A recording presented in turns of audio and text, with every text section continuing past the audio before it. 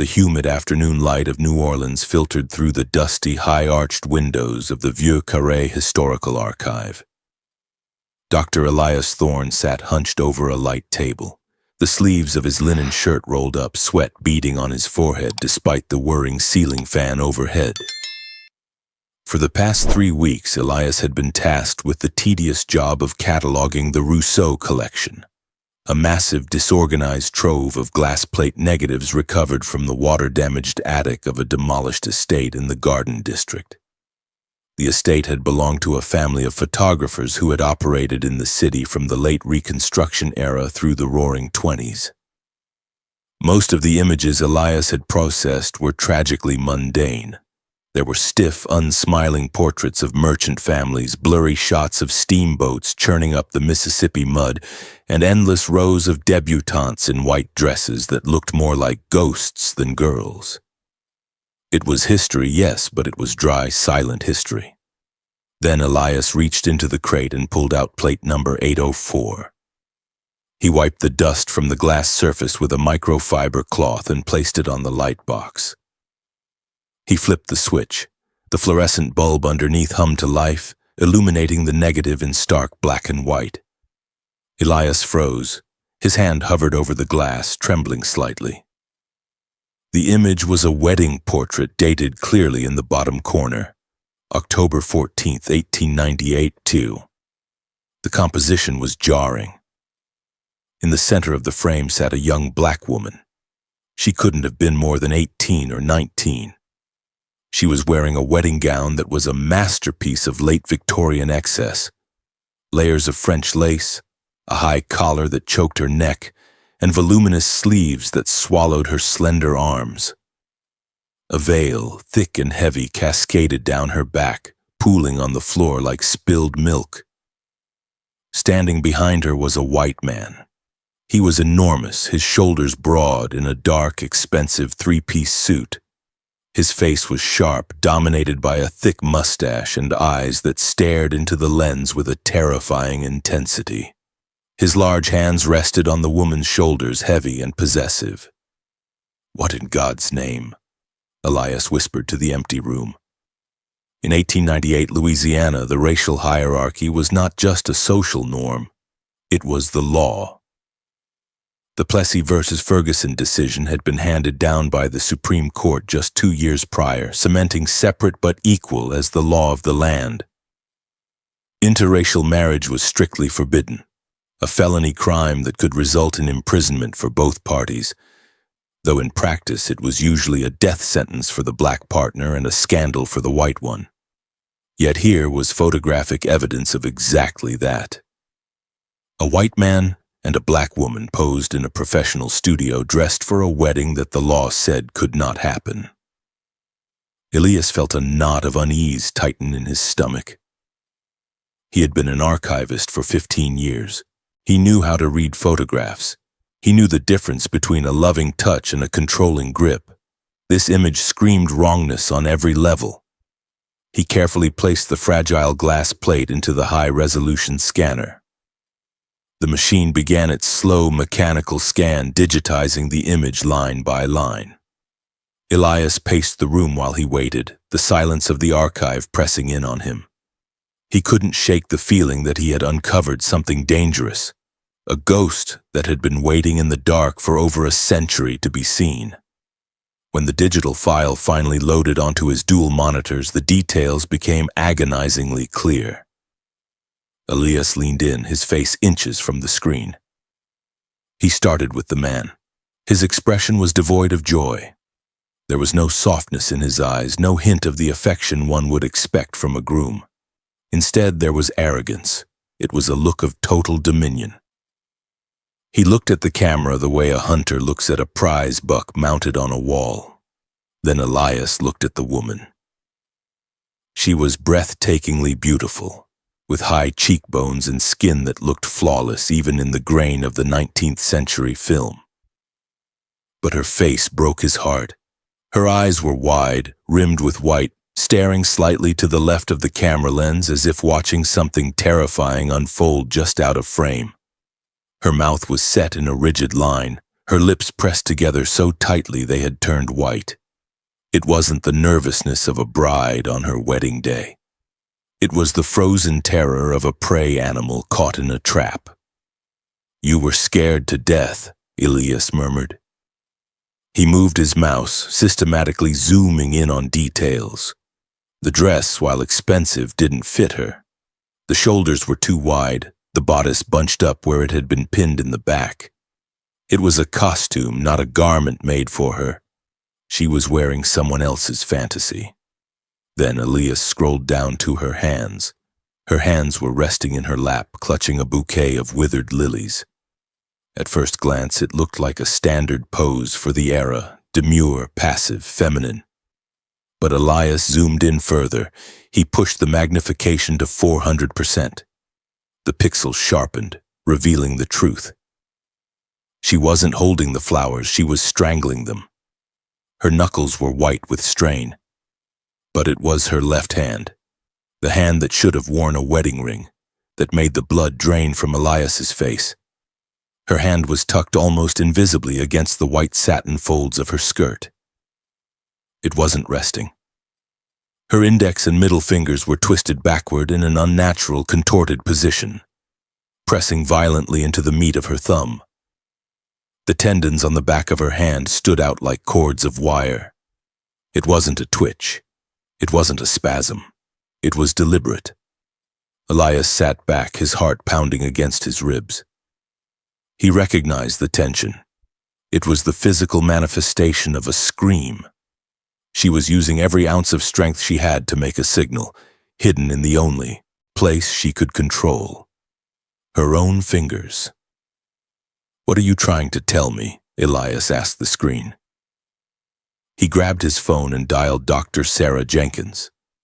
Sarah was a forensic historian at Tulane University, a brilliant researcher who specialized in the hidden histories of women of color in the post-Reconstruction South. If anyone could decode this, it was her. "Elias?" Sarah answered on the second ring. "It's Friday night. Please tell me you're not still at the archive." "I found something," Elias said, his voice shaking. "Sarah, you need to come here now." "Can't it wait until Monday?"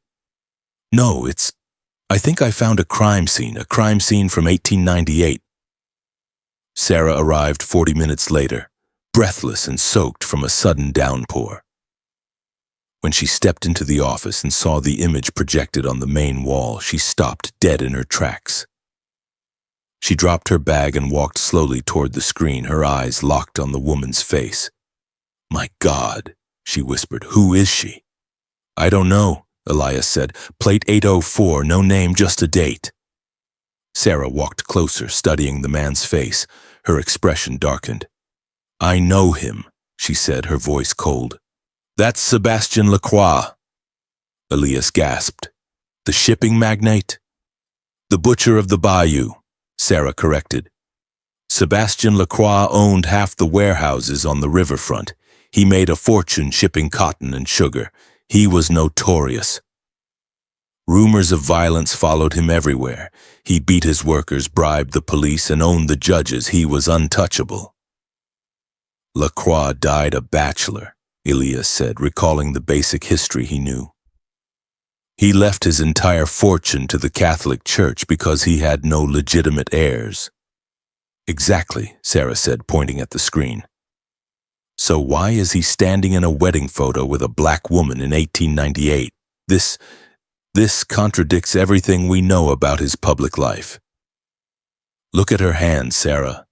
Elias zoomed in on the screen again. Sarah squinted, adjusting her glasses. When she saw the contorted fingers, she hissed through her teeth. "That's pain," she said.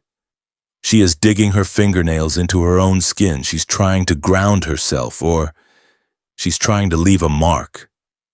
"It's a signal," Elias insisted. She knew she was being photographed. She knew this might be the only record of her existence in this place. She couldn't speak. She couldn't run, so she signaled. "We have to find her," Sarah said, pulling out her laptop. "If this is Laqua, we have a location, the Laqua mansion on St. Charles Avenue." For the next 3 days, Elias and Sarah turned the archive into a war room. They slept in shifts on the office couch, sustained by stale coffee and adrenaline. They started with the 1900 census records, looking for the Laqua household. "Here," Sarah said on the second day, pointing to a digitized ledger. "St. Charles Avenue, head of household Sebastian Laqua, white, male, age 45. "Who else?" Elias asked. "Servants," Sarah read. "Mary, cook, 60, Clara, maid, 55, and here." Her finger stopped on a line near the bottom. "Esther Benoit, mulatto, age 19, seamstress." "Esther," Elias breathed. "Her name was Esther." "Benoit is a common Creole name," Sarah said, typing furiously. "Let's check the birth records for the Trem neighborhood." There was a large community of free people of color there before the war. Many families stayed. It took another 4 hours, but they found it. A baptismal record from St. Augustine Church dated 1880. Esther Marie Benoit, daughter of Julien and Cécile Benoit. "Her father was a tailor," Sarah said, reading the family history. "Her mother taught piano.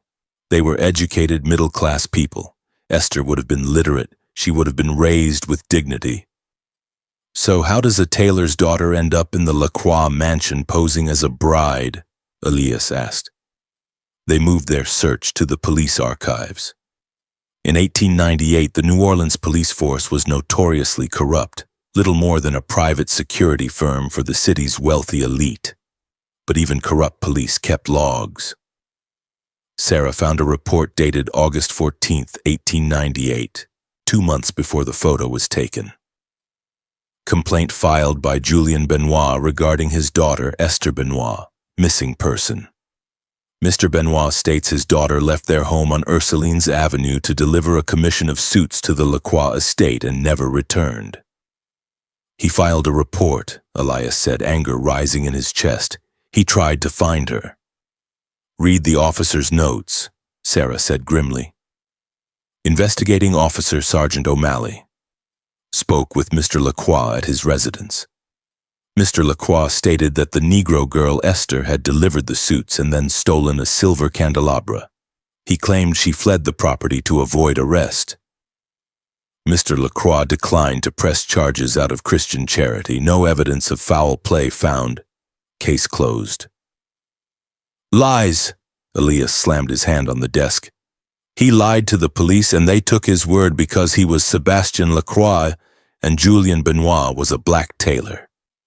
"So she goes to deliver suits in August." Sarah pieced it together. "Laqua sees her. He decides he wants her. He accuses her of theft to terrify her, or maybe he just drags her inside and locks the door. And 2 months later, he forces her into a wedding dress. Why the photo, Sarah? That's the part I don't get. It's evidence of a crime. Why create it?" Sarah stood up and walked to the window, looking out at the rain-slicked streets of the French Quarter. "Because he was a narcissist," she said. "He didn't intend for the public to see it. It was for him, a trophy. He couldn't marry her legally, but he wanted to possess her completely. He wanted to play-act the role of husband and master. It was the ultimate power move. To force her to stand there in a white dress and document her subjugation." "And the photographer?" Elias asked. "Who took the picture?" "The studio mark," Elias said, rushing back to the light table. He grabbed his magnifying glass. "It's faint, but it's there. Lumiere Studio. That was owned by a man named Jean-Luc Rousseau." "The same family whose collection you're cataloging?" "Yes. Jean-Luc was the grandfather of the donor. His journals might be in the collection." Elias ran to the back of the archive room where the unprocessed boxes were stacked. He began tearing through them, tossing aside invoices and receipts until he found a leather-bound ledger. The cover was cracked, the pages yellowed with age. He flipped to October 1898. "Here," he said, his voice trembling. "October 14th. Sarah leaned over his shoulder as he read the handwritten French entry. Today I have stared into the face of the devil.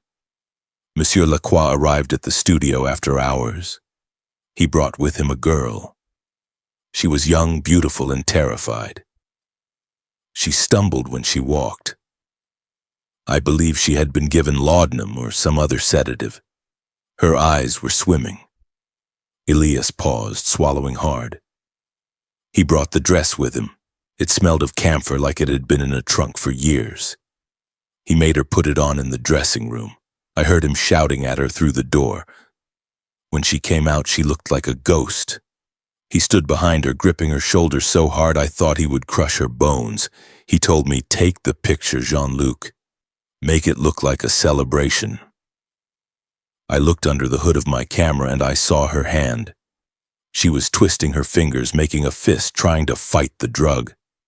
I wanted to stop. I wanted to run for the police, but Laqua placed a gold coin on my camera and touched the pistol at his waist. He said, "1 plate. Then you forget you ever saw us." I took the picture. God forgive me, I took the picture. She was drugged, Sarah whispered, tears streaming down her face. That's why her eyes look like that. She was fighting to stay awake, fighting to keep that hand signal visible. He kept her for 2 months before the photo, Elias said. And the census says she was there in 1900. That means she was in that house for at least 2 years. 2 years of captivity. We need to know how it ended, Sarah said, wiping her eyes. Did she die there? Is she buried in some unmarked grave in the Laqua plot? Laqua died in 1901, Elias said. If she was still there. What happened when he died? Let's find out, Sarah said. The St. Louis Cemetery No. 1 holds the Laqua family tomb. If he buried her, she'd be there or nearby. But if she escaped? Elias trailed off, a flicker of hope igniting in his chest. Sarah, look at the hand again. He pointed to the screen. That tension. That wasn't just pain, that was defiance. A woman who signals like that. She isn't planning to die, she's planning to survive. Then let's find her, Sarah said.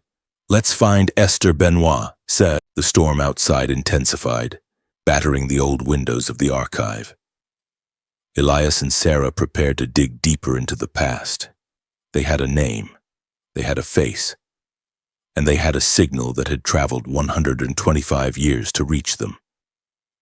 They were not just archivists anymore. They were witnesses.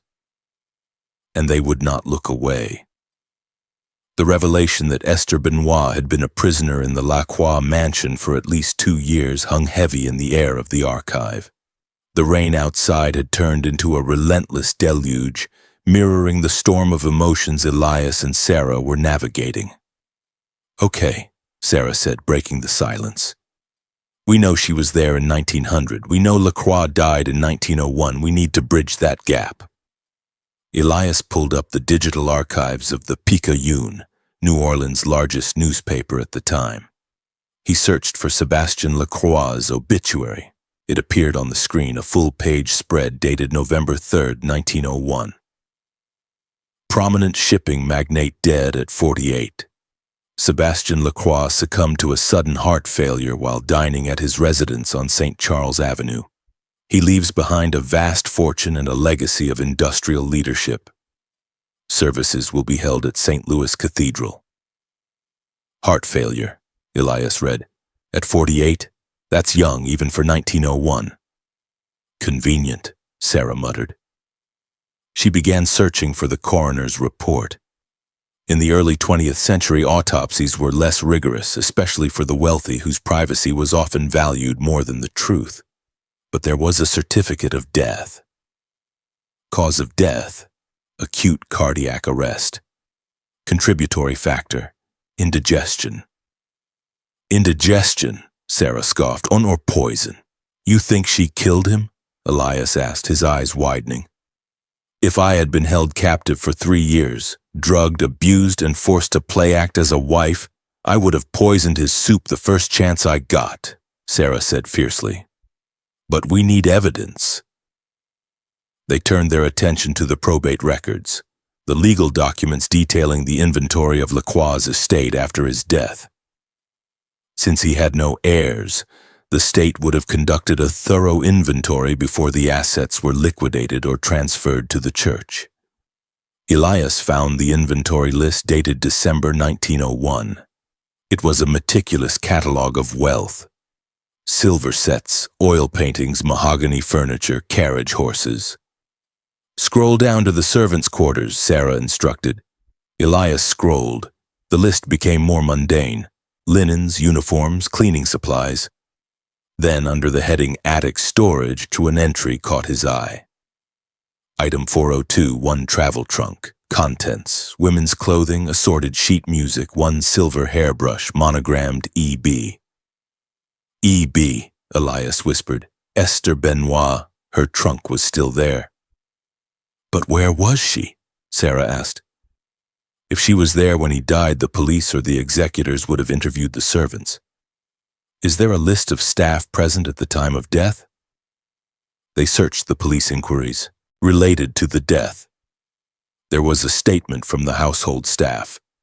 Statement of Mary O'Connell, cook.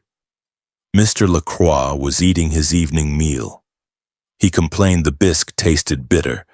Then he grabbed his chest and fell. I ran to get help. The other girl, Esther, she was serving him. She just stood there watching him fall. She didn't scream. She didn't move. She watched him die, Elias said, a chill running through him. She stood there and watched the monster fall. Read on, Sarah urged. What happened to her? Officer's note. The servant Esther Benoit fled the premises before officers arrived. A search of the neighborhood was conducted, but she was not found. As she is a person of interest regarding the potential poisoning, a warrant has been issued for her arrest. She ran, Sarah said, her voice trembling with relief and fear. She didn't wait for the police.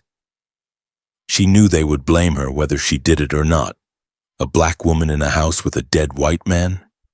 They would have hanged her before the sun came up. So she's a fugitive in 1901, Elias said.